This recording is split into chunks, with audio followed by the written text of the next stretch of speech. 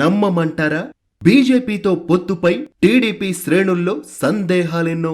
TDP శ్రేణుల్లో నమ్మకం కలిగించే విధంగా కార్యాచరణ ఉండాలి. వైసీపీతో రహస్య మిత్రత్వం లేదన్న వాతావరణం కల్పించాలి. వైసీపీ ప్రభుత్వంపై ఆరోపణలు, ఫిర్యాదులకే పరిమితం కాకుండా చర్యలు చేపట్టాలి. తెలంగాణ ఎన్నికల సందర్భంగా టీడీపీ శ్రేణుల మనోభావాలను పరిగణలోకి తీసుకోవాలి. లేని పక్షంలో పొత్తులు కాస్త బెడిసికొట్టే ప్రమాదం. బీజేపీ పొత్తును వ్యతిరేకిస్తూ సామాజిక మాధ్యమాలలో వెల్లువెత్తుతున్న పోస్టింగులు. ఎక్కువ మంది ప్రవాసుల అభిప్రాయము అదే. ఇక పూర్తి వివరాలలోకి వెళదాం.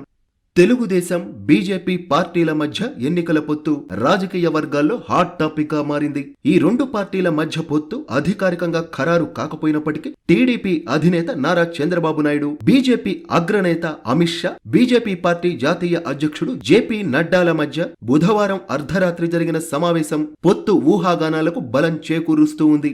బీజేపీతో పాటు ఎన్డీఏలో భాగస్వామిగా ఉన్న జనసేన ఇప్పటికే టీడీపీతో పొత్తులో ఉన్న విషయం మనకందరికీ తెలిసిందే. దీంతో వచ్చే ఎన్నికలలో ఈ మూడు పార్టీలు ఒక కూటమిగా పోటీ చేసేందుకు రంగం సిద్ధమైనట్టే అన్న భావన వ్యక్తమవుతుంది. జనసేనతో ఎన్నికల పొత్తును మనస్ఫూర్తిగా స్వాగతించిన టీడీపీ శ్రేణులు బీజేపీని సైతం అదే విధంగా ఆదరిస్తాయా అన్న సందేహం కలుగుతుంది. ఎందుకంటే గత 4.5 సంవత్సరాలుగా రాష్ట్రంలో అధికార వైఎస్ఆర్సీపీకి కేంద్రంలో ఉన్న బీజేపీ సంపూర్ణ సహాయ సహకారాలు అందిస్తున్నది అన్న భావన టీడీపీ శ్రేణుల్లో బలీయంగా ఉంది. దీంతో సహజంగానే బీజేపీ పట్ల అధిక శాతం టీడీపీ శ్రేణులు విముఖంగా ఉన్నాయి. ఎన్నికల వ్యూహంలో భాగంగా పార్టీల అధినాయకులు పొత్తులు కుదుర్చుకున్నప్పటికీ తదనుగుణంగా ఆయా పార్టీల శ్రేణులను సమాధానపరచాల్సిన అవసరముంటుంది.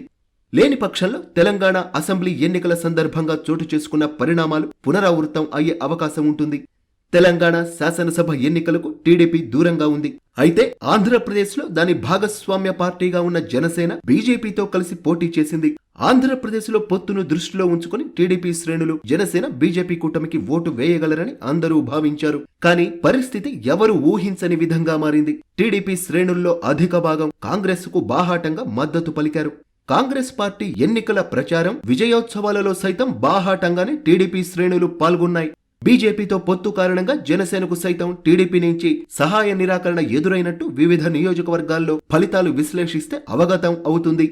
ఇక్కడ ప్రధానంగా గమనించాల్సింది ఏమిటంటే టీడీపీ, జనసేన పార్టీల మధ్య ఏ విధమైన అభిప్రాయ భేదాలు లేవు. కేవలం బీజేపీ పొత్తు కారణంగానే జనసేన అందుకు మూల్యం చెల్లించిందన్న భావన వ్యక్తమవుతుంది. 2014 ఎన్నికలలో కలిసి పోటీ చేసిన టీడీపీ, బీజేపీలు తర్వాత విడిపోయాయి. టీడీపీ సైతం ఎన్డీఏ నుంచి బయటకు వచ్చింది. అప్పటి నుంచి ఆ రెండు పార్టీల మధ్య సఖ్యత లేదు. 2019 ఎన్నికలలో 3 పార్టీలు విడివిడిగానే పోటీ చేశాయి. ఈ నేపథ్యంలోనే రానున్న ఎన్నికలలో ఆ 3 పార్టీల మధ్య పొత్తు కుదిరే సూచనలు రాజకీయంగా ప్రకంపనలు సృష్టిస్తున్నాయి. తెలుగుదేశం కంటే బీజేపీ జాతీయ స్థాయిలో పెద్ద పార్టీ. ఆంధ్రప్రదేశ్లో టీడీపీతో ఏ స్థాయిలోనూ పోటీ లేని పార్టీ. బీజేపీతో ఆంధ్రప్రదేశ్లో తెలుగుదేశం పార్టీ శ్రేణులు ఎందుకు విభేదిస్తున్నారు? ఆంధ్రప్రదేశ్లోనే కాదు, ప్రపంచ వ్యాప్తంగా ఉన్న టీడీపీ సానుభూతి పరులు సైతం అదే అభిప్రాయంతో ఎందుకు ఉన్నారు అన్న విషయాన్ని ముందుగా ఆత్మ పరిశీలన చేసుకోవాలి.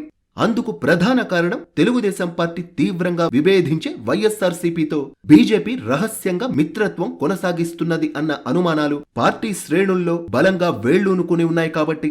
అధికార పార్టీ వేధింపులు, అరాచకాలు, పోలవరం ప్రాజెక్టులో విపరీత జాప్యం, అమరావతి విధ్వంసం, 3 రాజధానుల ఏర్పాటు ప్రకటన, హక్కుల హననం వంటి విషయాలపై బీజేపీ తగు రీతిలో స్పందించలేదన్నది టీడీపీ శ్రేణుల భావన. ప్రస్తుతం బీజేపీ ఆంధ్రప్రదేశ్ నాయకత్వం అధికార వైఎస్ఆర్సీపీపై చేస్తున్న పోరాటం, లేఖాస్త్రాలు సంధించడం, ఫిర్యాదులు ఇవ్వడం అన్నీ కేవలం మొక్కుబడి తంతుగానే ఉన్నాయన్నది టీడీపీ శ్రేణుల వాదన. నిబంధనలకు విరుద్ధంగా రుణాల సేకరణకు కేంద్రం అనుమతినివ్వడం, మద్యం, ఇసుక వంటి కుంభకోణాలపై లెక్కకు మిక్కిలిగా ఆరోపణలు వస్తున్నప్పటికీ జాతీయ స్థాయి సంస్థలతో దర్యాప్తు చేపట్టే దిశగా చర్యలు తీసుకోకపోవడం వంటి సంఘటనలు బీజేపీ, వైసీపీల మధ్య ఉన్న సత్సంబంధాలను బహిర్గతం చేస్తున్నాయని టీడీపీ శ్రేణులు ఉదహరిస్తున్నారు. అంతేకాక టీడీపీ అధినేత చంద్రబాబు అరెస్టు అనంతరం జరిగిన న్యాయ విచారణల సందర్భంగా కేంద్రంలో అధికారంలో ఉన్న బీజేపీ అగ్రనాయకత్వం చర్యలు అధికార వైఎస్ఆర్సీపీకి సహకరించే విధంగా ఉన్నాయనేది టీడీపీ శ్రేణుల అనుమానం. ఈ కారణంగా టీడీపీ శ్రేణుల్లో బీజేపీ పార్టీ పట్ల అనుమానాలు తలెత్తి అవి క్రమేపీ ఆగ్రహంగా రూపుదాల్చాయి. ఈ స్థితిలో బీజేపీతో పొత్తుకు టీడీపీ నాయకత్వం సానుకూలంగా ఉన్నదన్న వార్తలు అధిక శాతం టీడీపీ శ్రేణులకు ఆగ్రహం కలిగిస్తుంది. గత 2 రోజులు టీడీపీకి సంబంధించిన సామాజిక మాధ్యమాలలో పలువురు వారి అభిప్రాయాలను కుండబద్దలు కొట్టినట్టు వెల్లడిస్తున్నారు. వీటన్నింటినీ దృష్టిలో ఉంచుకొని టీడీపీ శ్రేణుల్లో గూడు కట్టుకుని ఉన్న అనుమానాలను నివృత్తి చేసే విధంగా బీజేపీ అధినాయకత్వం చర్యలు చేపట్టాల్సి ఉంది. ఆ చర్యలు కార్యరూపం దాల్చిన పక్షంలో మాత్రమే టీడీపీ శ్రేణుల్లో విశ్వసనీయత కలిగి ఒక భరోసా ఏర్పడుతుంది. ఆ విధమైన వాతావరణం ఏర్పరచకుండా పొత్తును బలవంతంగా రుద్దిన పక్షంలో అది కాస్త వికటించే ప్రమాదముంది.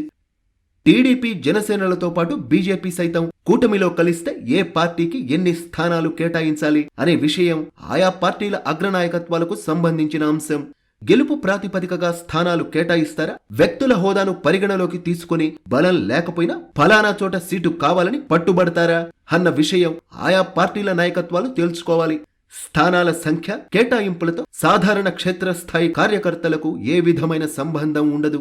అయితే టీడీపీ కార్యకర్తలకు ఒక ప్రత్యేకత ఉంది. వారికి ఆత్మాభిమానం చాలా ఎక్కువ. టీడీపీకి నష్టం చేకూర్చే చర్యలను వారు ఎంతమాత్రం సహించరు. కొన్ని సందర్భాలలో నాయకత్వం మెతక వైఖరి అవలంబించినప్పటికీ దాన్ని సరిచేసే విధంగానే కార్యకర్తల కార్యాచరణ ఉంటుంది. అందుకు కొద్ది నెలల క్రితం జరిగిన తెలంగాణ ఎన్నికలలో టీడీపీ కార్యకర్తల వ్యవహార శైలే అందుకు నిదర్శనం. దీన్ని దృష్టిలో ఉంచుకొని కార్యకర్తల మనోభావాలు గౌరవిస్తూనే వారికి పరిస్థితుల గురించి వివరిస్తూ సముదాయించే విధంగా నాయకత్వం వ్యవహరించాలి. టీడీపీతో పొత్తు కోసం ముందుకు వచ్చే పార్టీలు సైతం ఈ విషయంలో ఆచితూచి అడుగేయాలి.